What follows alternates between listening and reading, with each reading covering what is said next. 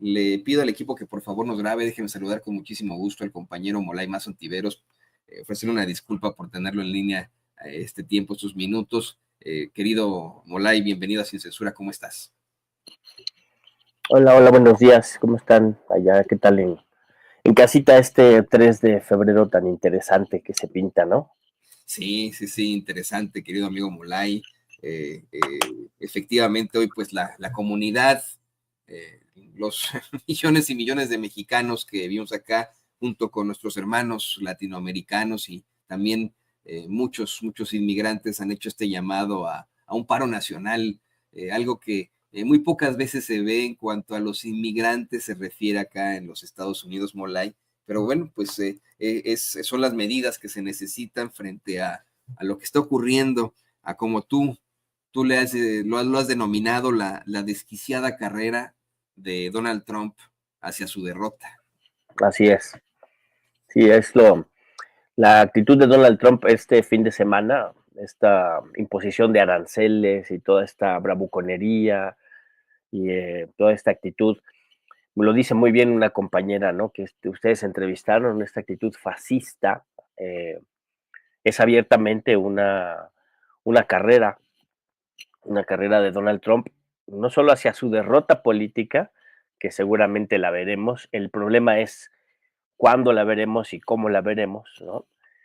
Pero está sentenciado Donald Trump históricamente porque los pueblos están saliendo a luchar y justamente esos pueblos, en muchos casos, como en el caso mexicano, en el caso panameño, en el caso colombiano, ¿no? En el caso cubano, en el caso venezolano, en el caso nicaragüense, esos pueblos están articulados con gobiernos que los representan políticamente y que también están en una posición de defender los derechos de sus países, de defender las libertades democráticas, los derechos humanos y no permitir que pase por encima de nosotros, así como lo hubieran hecho en otro momento de la historia, en otra época, ¿no? Donde tenían gobiernos títeres, donde tenían una hegemonía y un consenso hegemónico que les permitía a los gringos hacer lo que quisieran.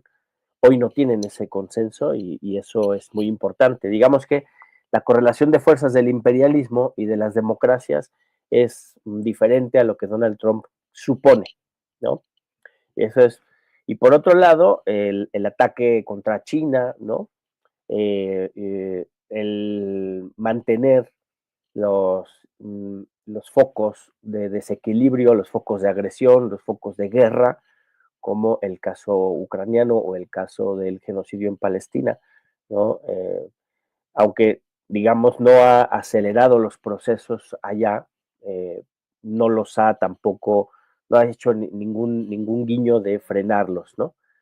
Y entonces eso ya a estas alturas, que son, a pesar de que son pocos días del inicio de su gobierno, ya son tiempos en los que se debió ver alguna intención, algún resultado, algún guiño, y no se ha visto, ¿no? Entonces, pues ya da como señales de incapacidad, ciertamente, ¿no?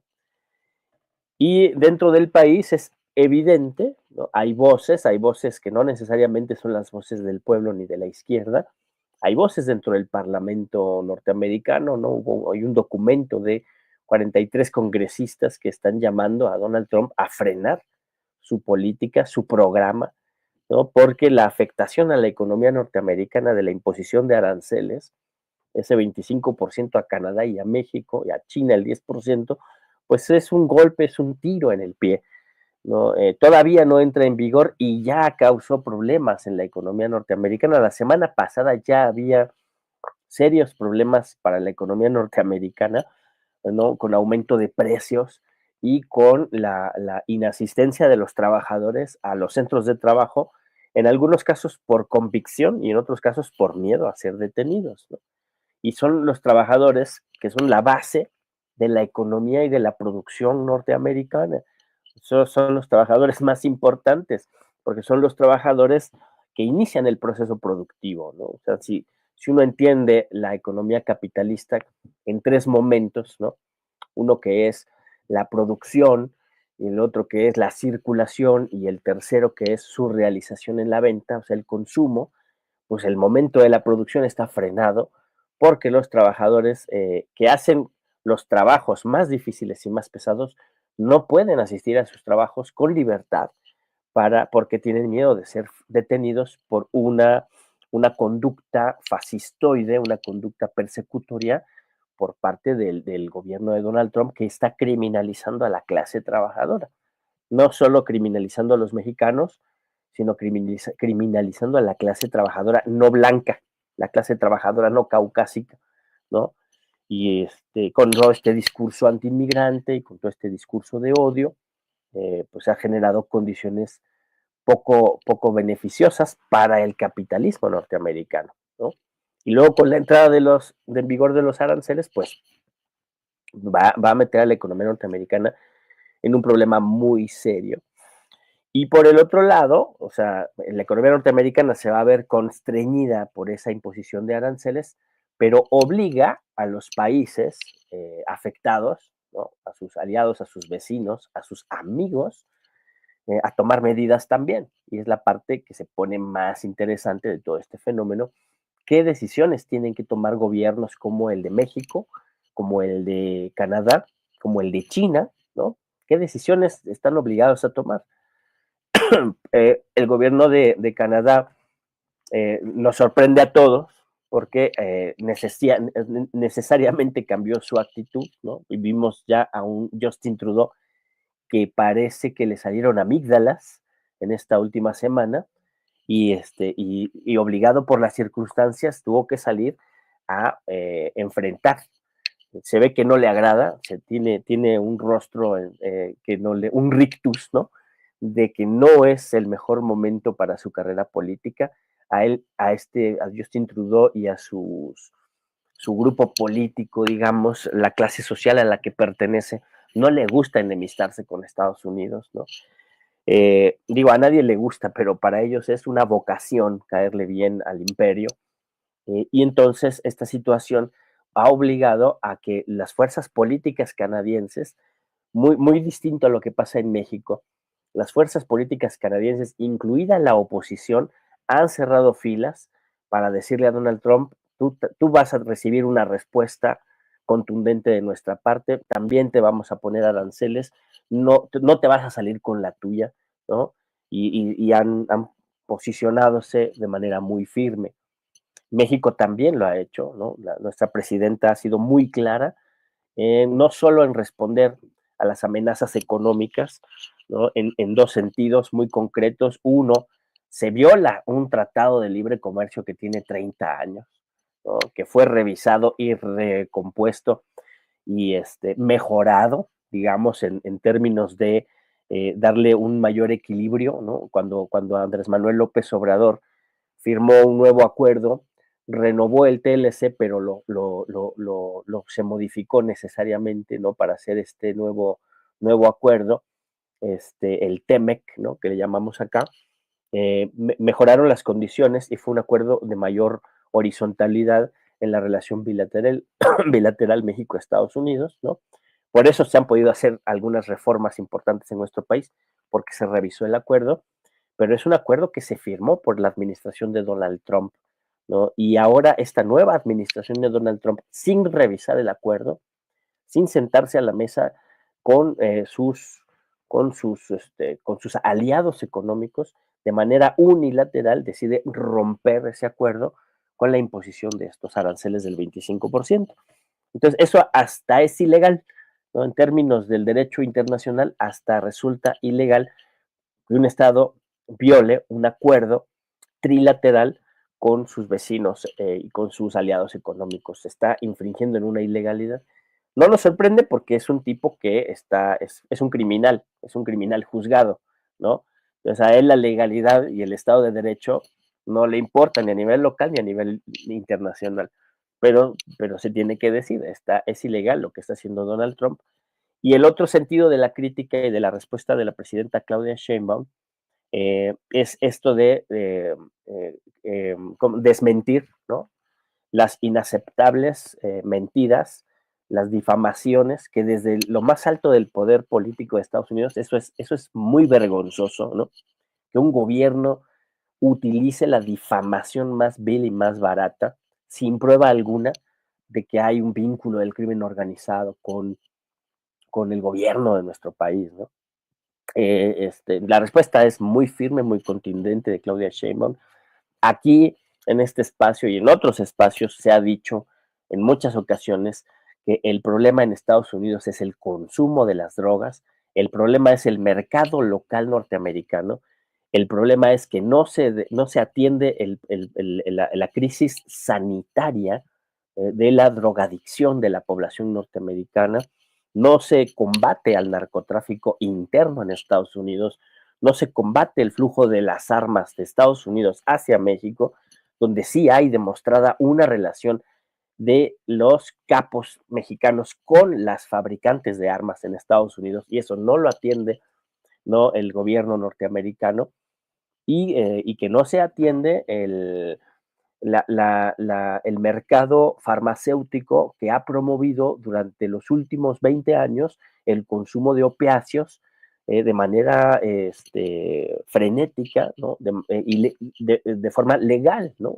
De cómo la gran industria farmacéutica se ha hecho millonaria a partir de recetar los opiáceos, los opioides, de manera indiscriminada, y han convertido a los Estados Unidos en una población adicta de los opioides, ¿no? Cualquier dolor, un dolor en la uña chiquita del dedo meñique del pie izquierdo, tómate un fentanilo para que se te baje el dolor, ¿no? Entonces ahí está la situación, esa es la verdadera crisis, es esa, ¿no? Ahora, ¿qué escenario se nos pone enfrente, ¿no? ¿Por qué va directamente hacia su derrota, ¿no? Primer elemento, creo que el gobierno mexicano y los países latinoamericanos necesitan acelerar el proceso de articulación, organización, unificación, ¿no?, de América Latina, ¿no?, como bloque regional político y como bloque regional económico. Esto hubiera dado pasos importantes si se hubiera realizado la reunión de la CELAC del 30 de enero, que se canceló. Eso fue un grave error. Yo pienso que el no haber realizado la reunión del 30 de enero generó las condiciones para que Trump saliera con esta agresividad en estos días que han pasado, ¿no? La respuesta de Gustavo Petro a Donald Trump, ¿no?, y ese affair que se dio, en donde Gustavo Petro logró que no mandaran a los trabajadores criminalizados, que no los mandaran encadenados, ¿no? Eso sí es un logro, por supuesto que es un logro de Petro. Mandó su avión y ahí subieron a sus conciudadanos y ya los recibió con sus derechos garantizados. Este, esa, esa, esa, esa relación, ¿no?, y la convocatoria a la CELAC demostró que sí se puede crear condiciones de mejor negociación con el régimen de Trump, ¿no? La reunión de la CELAC hubiera generado condiciones para negociar en otros términos, ¿no? O para por lo menos posicionarse en otros términos hacia la administración de Trump. Como no se realizó la reunión, se demostró una debilidad y Trump pudo salir con la espada desenvainada, decir, pues ahí les van los aranceles este fin de semana, ¿no? Eh, pero hay que reposicionarse y replantear, ¿no?, una relación como bloque regional hacia Estados Unidos y para incluso desarrollar un mercado regional que permita solventar el impacto de los aranceles, ¿no? Si es que se imponen, se llevan a cabo, ¿no? Todavía puede dar pasos atrás el señor Trump, ¿no? Puede recular, ¿no? Lo otro es cómo está obligado, ¿no? El escenario de la imposición de los aranceles obliga a México, a Canadá y a China a buscar un acuerdo comercial, ¿no? Y creo que eso sí generará mucho descontento en Estados Unidos y nos mandará a un nuevo escenario geopolítico que será complicado, será difícil, incluso yo creo que hay mucha gente en los gobiernos, en México particularmente, que no se atreven a pensar en una etapa así de la historia, ¿no? Pero es necesario pensarla y será necesario plantearla, ¿no? Un nuevo acuerdo comercial con Canadá sin Estados Unidos y un nuevo acuerdo comercial con China, ¿no? Que pueda sustituir las importaciones y las exportaciones que se tienen con Estados Unidos, ¿no? Porque las que tenemos van a aumentar un 25%, ¿no? Y eso va a encarecer los productos y nos va a obligar a nosotros a comprar más caro, ¿no? Pero sobre todo, y mejor, más importante, nos obliga a comprar los productos hechos en México y nos obliga a sustituir las importaciones de los productos que van a subir de precio, ¿no? Sin dejar de que sigan entrando, pero pues ese 25% va a ser importante, ¿no? Entonces, este nuevo acuerdo comercial que se tiene que pensar y se tiene que caminar con Canadá y con China va a cambiar la relación geopolítica y comercial de México con Estados Unidos y con esos países. Y luego viene la amenaza militar, que es la parte más compleja del asunto, ¿no? Esta amenaza de que como es un país, según la versión trompista, México es un país colapsado, controlado por el narco y solo lo puede resolver por la vía de la intervención militar, el hegemón imperialista, pues está en riesgo, el riesgo de que se atrevan a meter a su ejército, ¿no? Entonces, ¿qué quiere decir eso? ¿Entrar en guerra con Estados Unidos? Pues no necesariamente, ¿no? Pero sí una afrenta a la soberanía nacional.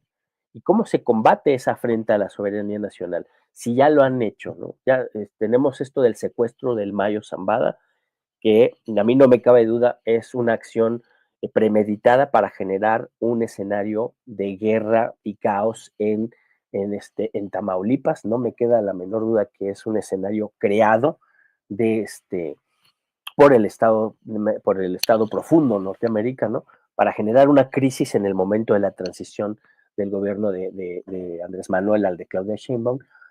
Afortunadamente en términos políticos no les funcionó, pero ha causado mucho dolor y mucho descontento para nuestro pueblo allá en el norte del país, ¿no?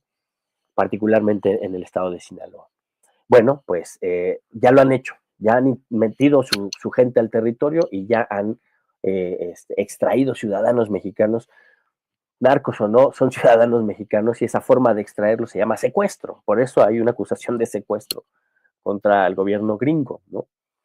Entonces, igual así pueden meter tropas, ¿no? ¿Quién las va a combatir, ¿no? Eh, Entrar en un escenario de conflicto militar con la mayor potencia militar del mundo no es una opción, ¿no? De repente sí hay un discurso ahí enardecido de que vamos a luchar y vamos a combatir, pues sí, pero no es una opción la opción militar. La salida es política y la salida es diplomática. Y entonces se necesita pensar, ¿no? En un escenario donde generemos acuerdos militares, nos está empujando la administración Trump a plantearnos la idea, el escenario de crear acuerdos militares con Rusia y con China, ¿no? Eh, Acuerdos militares de protección mutua, ¿no? Donde obviamente el gran beneficiario pues somos nosotros, ¿no? Y en donde la potencia agresora norteña tenga que pensársela dos veces porque si agrede a México estará eh, metiéndose en problemas con otras dos grandes potencias del planeta, ¿no?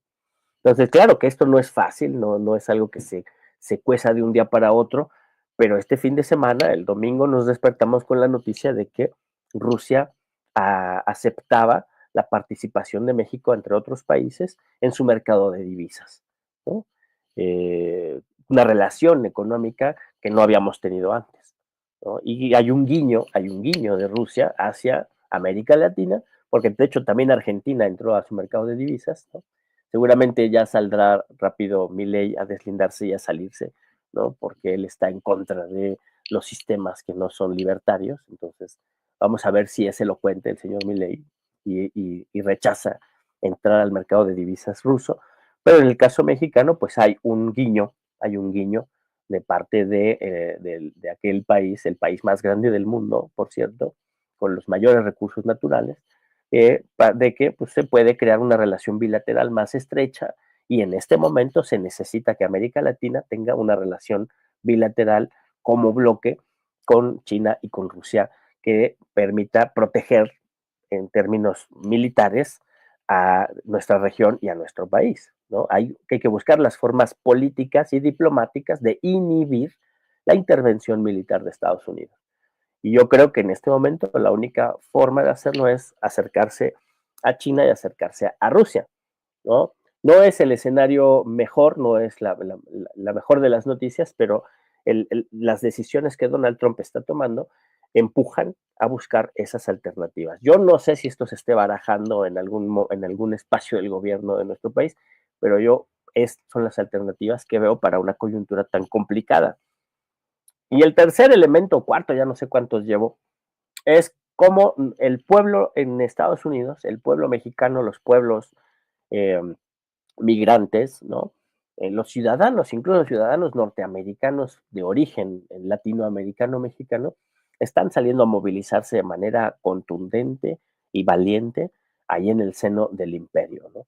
Y la mayoría lo hace en defensa inmediata de los derechos democráticos y de sus libertades y de su derecho de vivir bien, su derecho de trabajar y vivir del fruto de su trabajo, pero hay sectores, como la compañera que entrevistaron hace rato, que tienen muy claro que es una lucha antifascista, es una lucha antiimperialista, es una lucha antirracista y por lo tanto es una lucha humanista que puede ir mucho más allá, que puede tener mayor profundidad y yo creo que eso abre perspectivas muy importantes siempre y cuando un programa estratégico de transformación democrática profunda vaya calando y vaya nutriendo toda esta movilización, que no se debe quedar nada más en la protesta, sino que debe pasar a la propuesta, porque Estados Unidos sí requiere de una revolución democrática necesariamente, y esta crisis que Trump está generando puede acelerar las condiciones para el desarrollo de un proceso de transformación democrático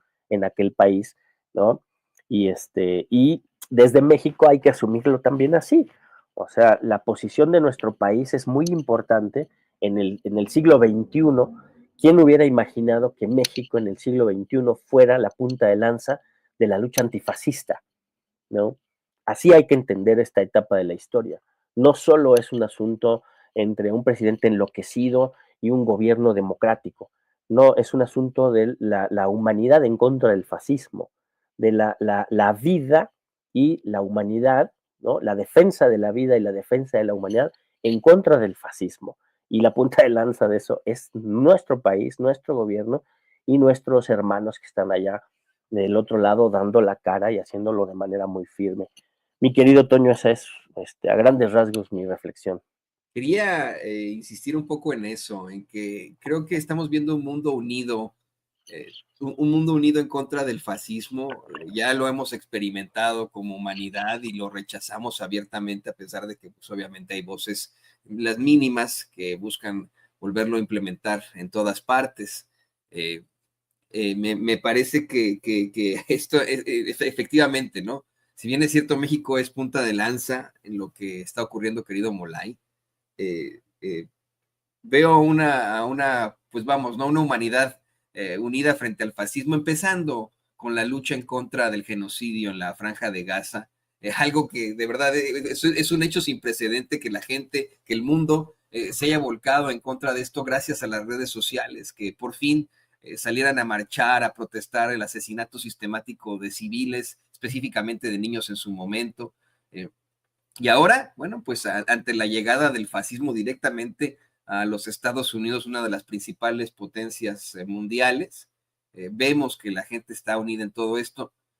Antes de compartirte las imágenes en Berlín, me gustaría de alguna otra forma, además de presentar estas imágenes que dimos a conocer hace rato ahí en Los Ángeles, me gustaría compartir contigo, querido Molay, y con usted, público consentidor, las declaraciones de un hondureño inmigrante que pues agradece la defensa de los mexicanos, de las mexicanas en esta lucha, porque fíjese, ¿no? Una y otra vez muchos hermanos centroamericanos, sudamericanos, latinoamericanos en lo general, han expresado pues su dolor ante el paso tan difícil que tuvieron en México, y ese es pues siempre un motivo de discusión acá en los Estados Unidos, cuando al fin y al cabo, bueno, todos nos unimos y nos hacemos hermanos al fin y al cabo, ¿no? Pero hoy, hoy más que nunca estamos unidos. Hace rato lo platicaba un señor frente a nuestras cámaras en Los Ángeles,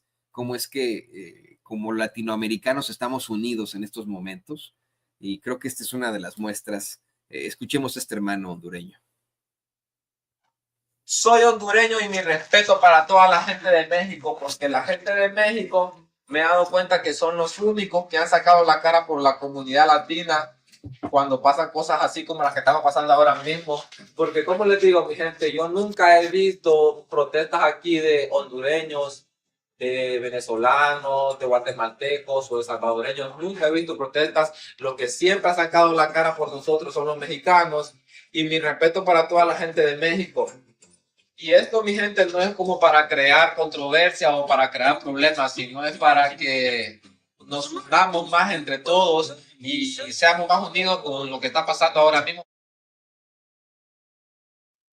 Y yo insisto, todos actuamos como hermanos con esa fortaleza. Yo siempre hablo de este planteamiento que es una película que, por cierto, tiene ciertos tintes fascistas y que produjo en su momento Berlusconi, una película que se llamaba Mediterráneo, si no me equivoco, creo, seguramente la viste en algún momento, en la que italianos y griegos utilizan esta frase, ¿no? Italianos y griegos, una facha, una raza, ¿no? Una cara, una raza. Bueno, pues lo mismo, nosotros como mexicanos compartimos un mapa genético con nuestros hermanos centroamericanos, absolutamente, ¿no? Somos exactamente el mismo pueblo, si me lo permite. Nicaragua significa el fin de la náhuatl. Hasta ahí llegaban la extensión del imperio mexica, hasta Nicaragua. Pues eso significa Nicaragua, el fin de la náhuatl, ¿no? Entonces, somos exactamente el mismo pueblo. Ahora bien, creo que no solamente es una lucha que estamos emplazando nosotros los mexicanos desde acá de Estados Unidos, quiero insistir en esto hasta el cansancio, Molay, es una lucha de la humanidad en contra del fascismo ante planteamientos como los que hace Elon Musk. Elon Musk hace unos días publicaba este tweet, quiero pedir tu opinión, un tweet en el que pide hacer a Europa grande otra vez, muy al estilo Make America Great Again, pero es Make Europe Great Again. Dice, gente de Europa o pueblo de Europa, únanse al movimiento MEGA, Make Europe Great Again, o hagan a Europa grandiosa otra vez, algo que es absolutamente pues, un tinte fascista, ¿no? Supremacista blanco de este tipejo, este neonazi, el Obergruppenführer Elon Musk, que bueno, pues lo hemos visto hacer el saludo nazi incluso, simpatizar con los nazis de hace mucho tiempo, estar muy, muy vinculado al partido de ultraderecha y partido neonazi alemán,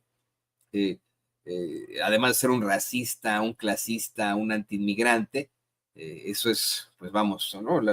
Ahí está esa claridad. Y este fin de semana, así como se suscitaron protestas de miles de personas en Los Ángeles, California, en Texas, aquí en Kansas City, en Chicago, Illinois, etcétera, etcétera, del otro lado del charco, del otro lado del mar, en Berlín, miles y miles de personas salieron a marchar en contra del fascismo. Mire usted.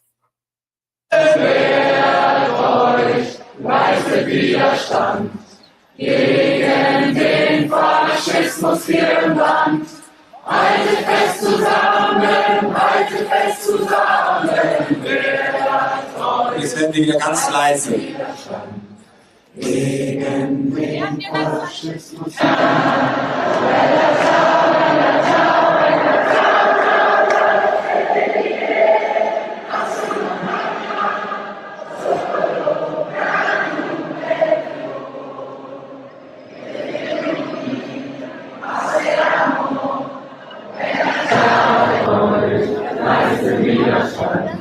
Gegen den Faschismus hier im Land.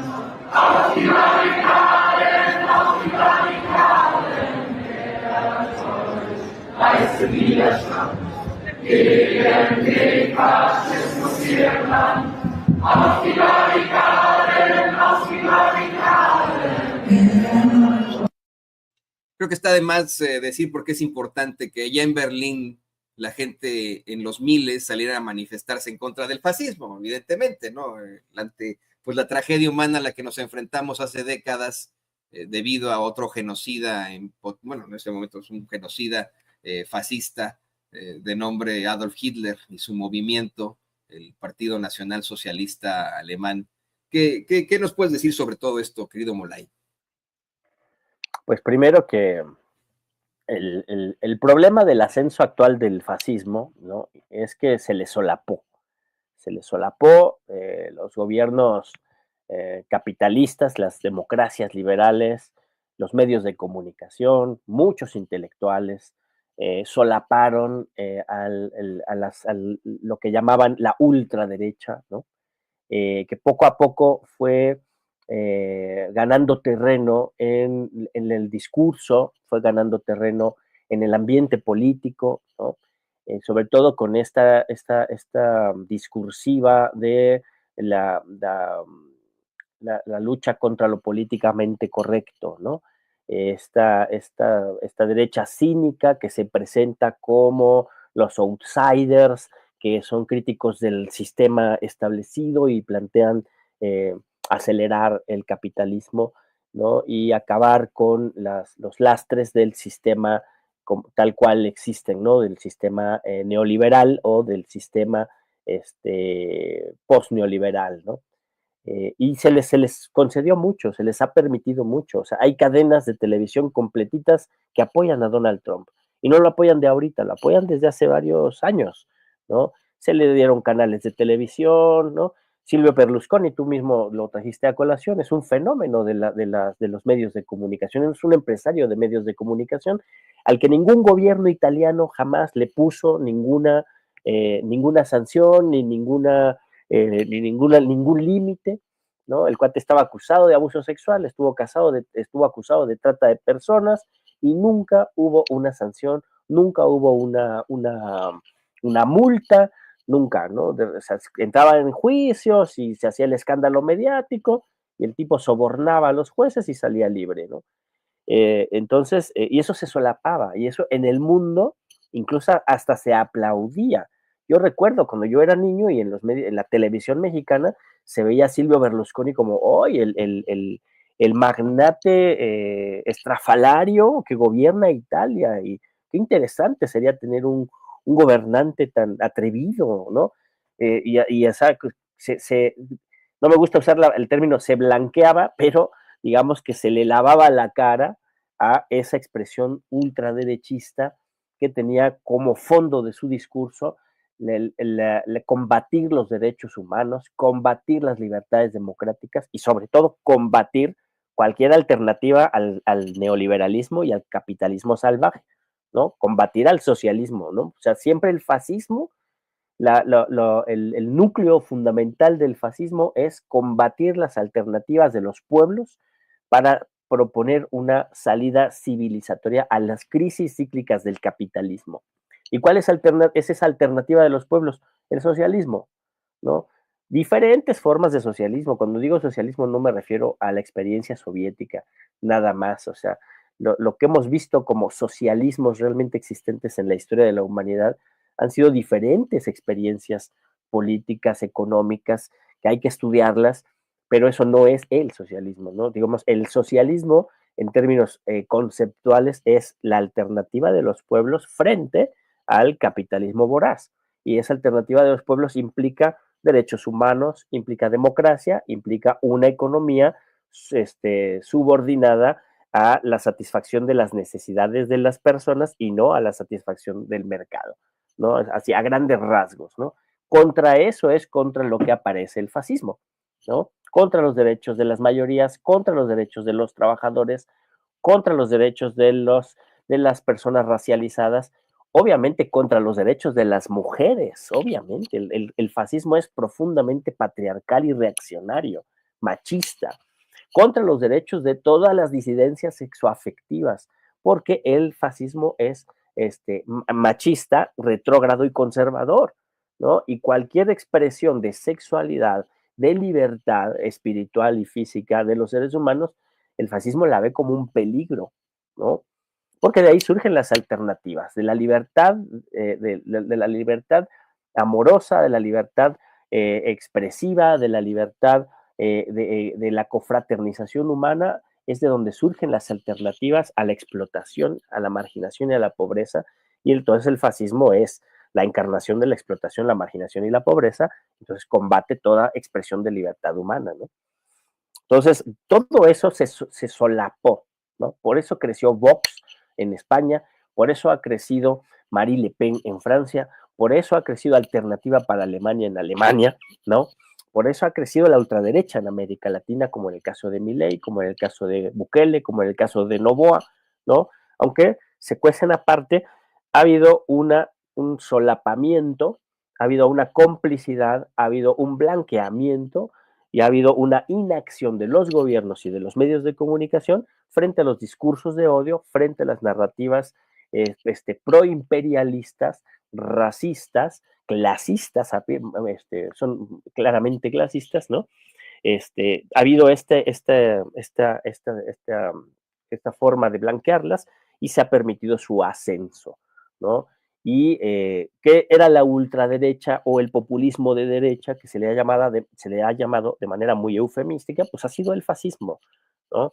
Se ha permitido, bajo las condiciones económicas del régimen neoliberal global, se ha permitido que sujetos como Elon Musk se enriquezcan de manera indiscriminada hasta tener la mayor fortuna de la historia de la humanidad, ¿no?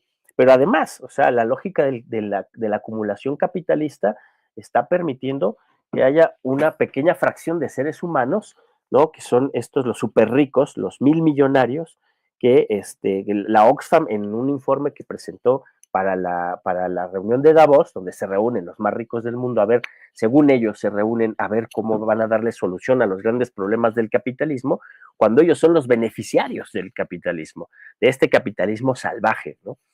Y el fascismo es el defensor de este sistema capitalista salvaje. Por eso hay teóricos como Yanis Varoufakis que ya le llaman a esto el tecnofeudalismo, ¿no? O le podemos llamar tecnoimperialismo, tecnofascismo, porque está vinculado con el desarrollo de las grandes tecnologías de la comunicación global, ¿no?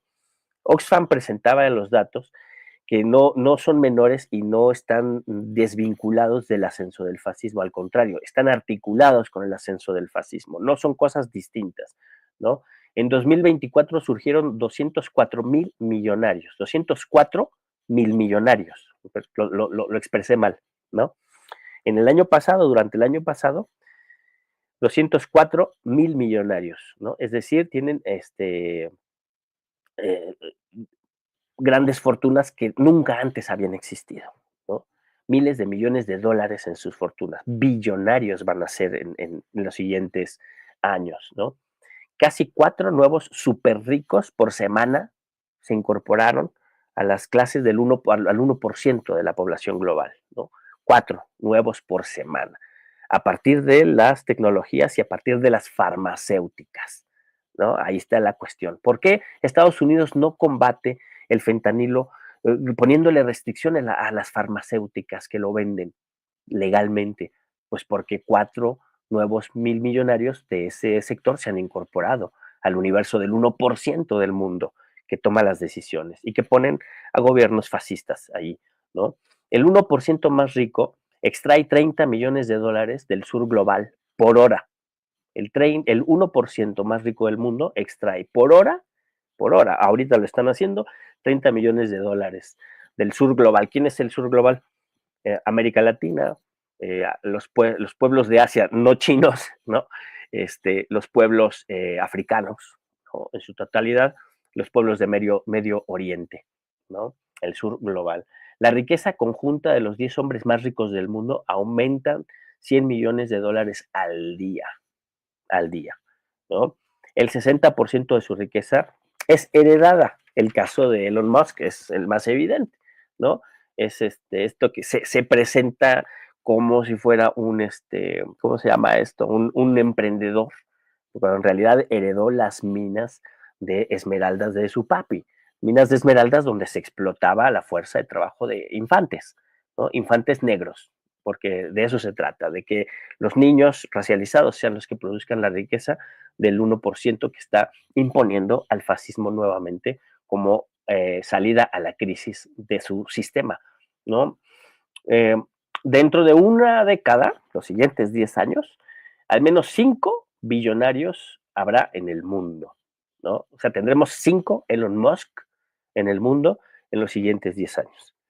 Y esos 5 van a ser los dueños del mundo, ¿no? Ya son los dueños del mundo, un 1%, pero esos 5 van a ser los primeros billonarios de la historia de la humanidad, ¿no? Y eso quiere decir, ellos son más ricos, y eso qué quiere decir, los pueblos son más pobres.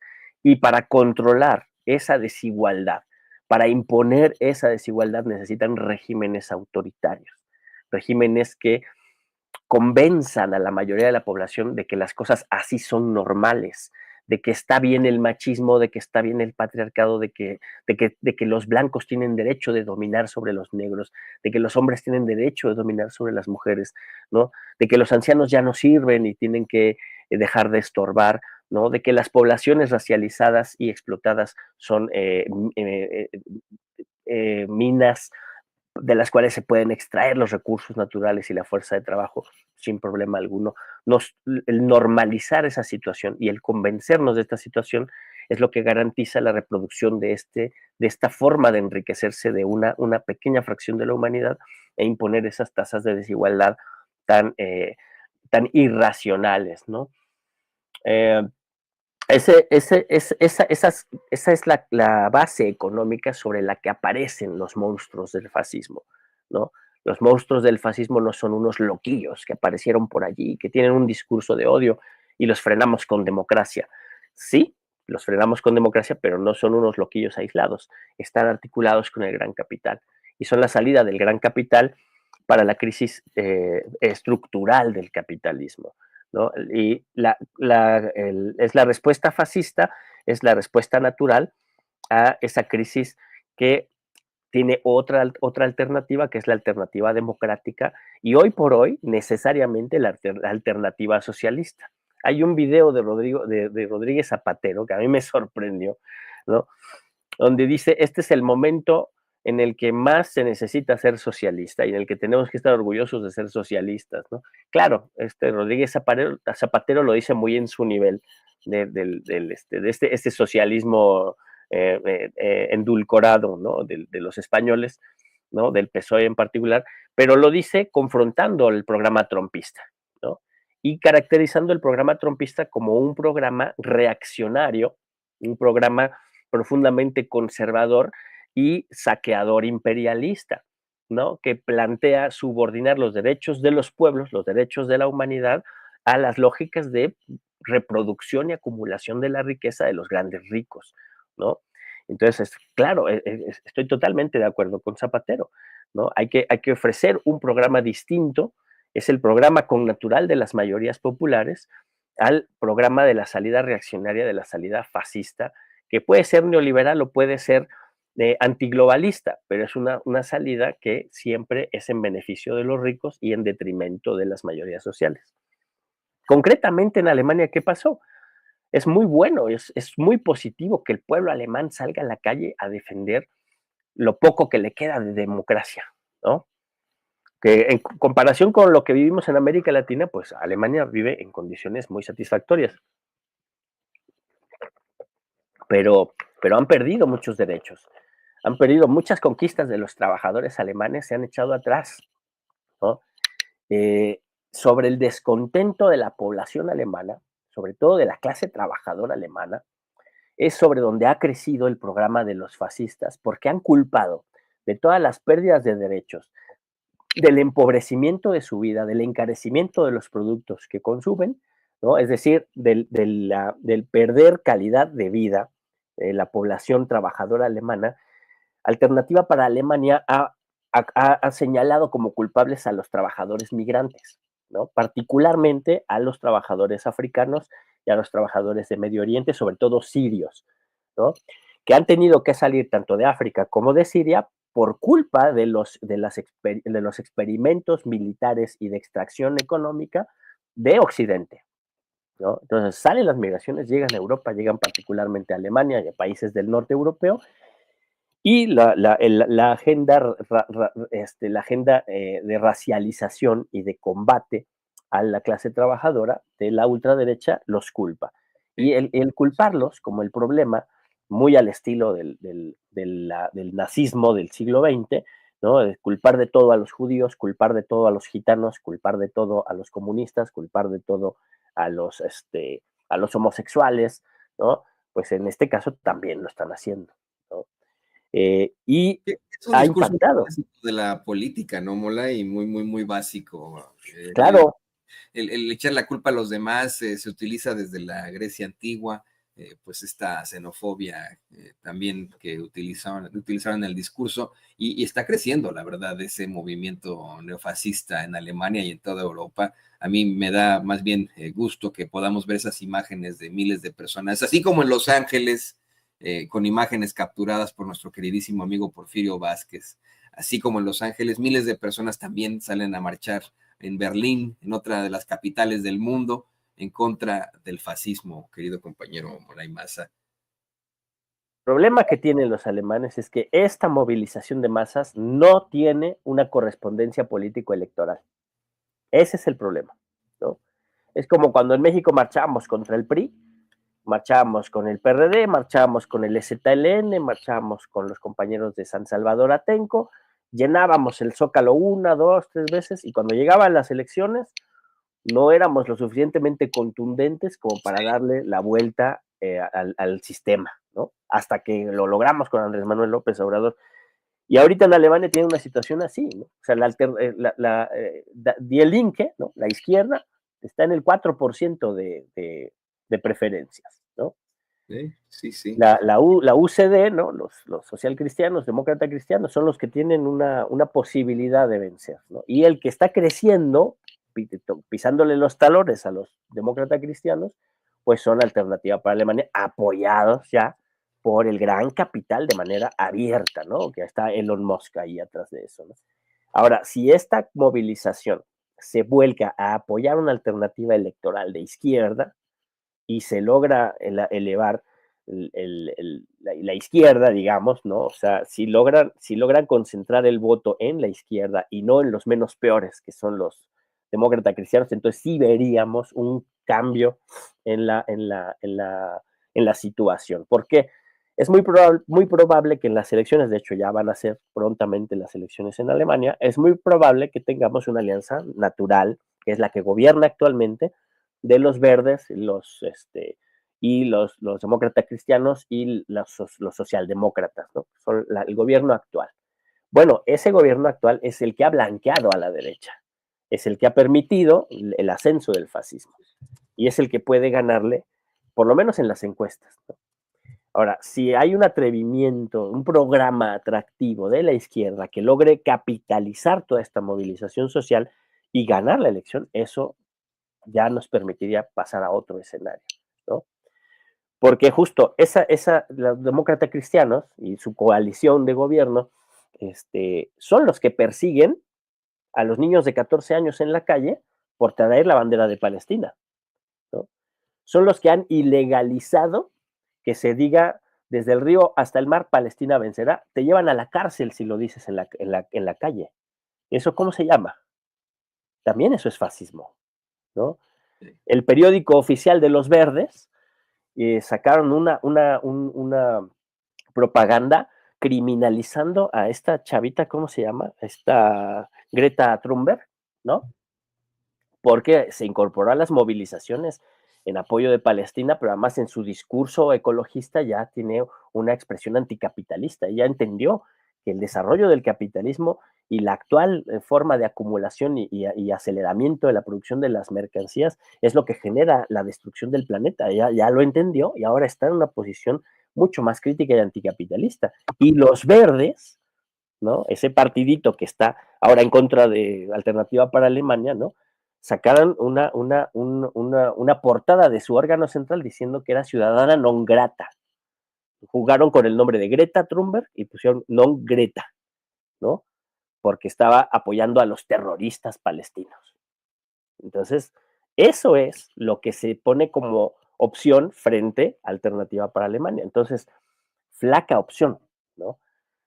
Insisto en esto, lo que ojalá podamos ver, lo dudo mucho, pero esa es la esperanza, que podamos ver que la movilización que ha dignificado al pueblo alemán, que estaba muy dormido, ¿no? Esta redignificación del pueblo alemán, que lo podamos ver eh, canalizado, ¿no? Por la izquierda por un programa de izquierda que pueda ser atractivo. Si la izquierda está convertida en ese reducto del 4%, es porque no han tenido la audacia suficiente para convencer al pueblo de que son alternativa, ¿no? Pero en esta coyuntura sí necesitamos que tengan audacia y que el pueblo también tenga audacia de ir todos juntos por una opción que no sea el fascismo ni el otro fascismo, ¿no?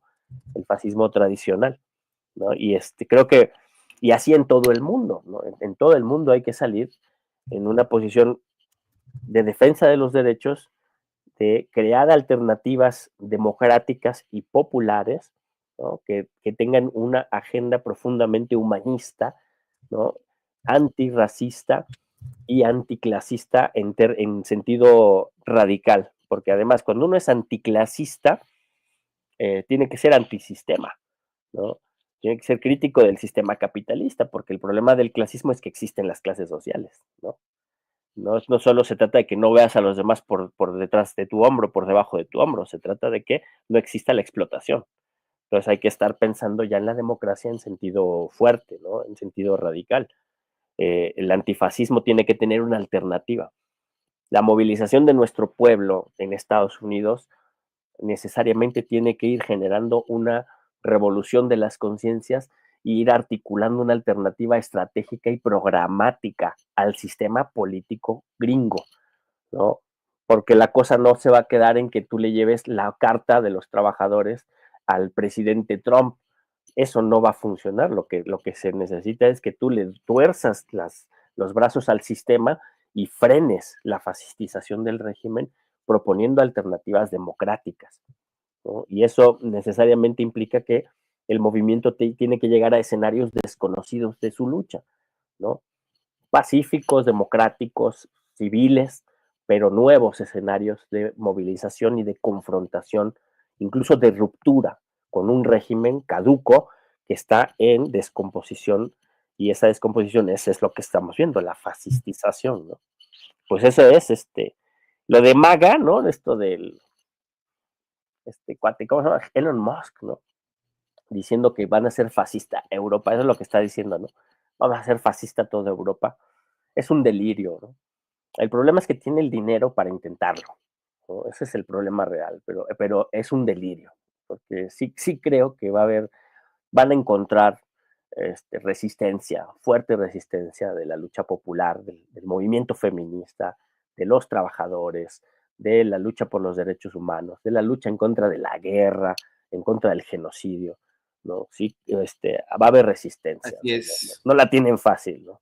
así es. Y luego eso de MAGA, fíjate, MAGA, ¿no? Este acrónimo de MAGA, nosotros le podemos poner Marx, Engels, Gramsci, antifascista, MAGA, ¿no?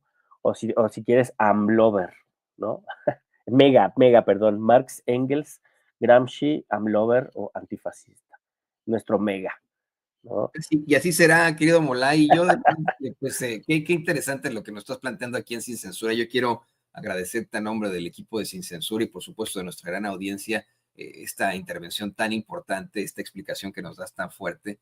Y te pido, por favor, que nos compartas tus redes sociales para que la gente se ponga en contacto contigo.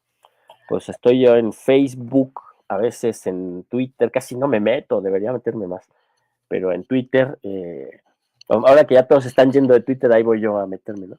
Pero sí tengo mi cuenta de Twitter y luego si me escriben ahí, a veces trato de responder lo más pronto posible. En Facebook, como lo tengo en el celular, respondo con más frecuencia. En Trends, ahí publico cosas en apoyo a Palestina. Y en las nuevas redes sociales están en RedNote.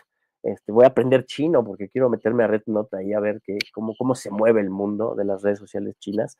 Y en TikTok también tengo algunas cuentas y donde comparto cosas, ¿no? En realidad yo no soy creador de contenido, yo nada más estudio el fenómeno pero sí se pueden comunicar conmigo y yo les contesto y platicamos sin mayor problema. Y yo trabajo, afortunadamente, soy un privilegiado de la revolución democrática en nuestro país y trabajo en la 4TV, donde hacemos entrevistas y opinión política y estamos impulsando un programa que se llama Demos y Kratos con el maestro Felipe Gómez, un cineasta muy, muy inteligente, muy creativo, y hacemos un programa que se llama Demosicratos, donde conversamos de la coyuntura política y con muñequitos y con efectos ahí muy interesantes, muy agradables, muy divertidos. A mi hijo le gusta mucho, se divierte con eso.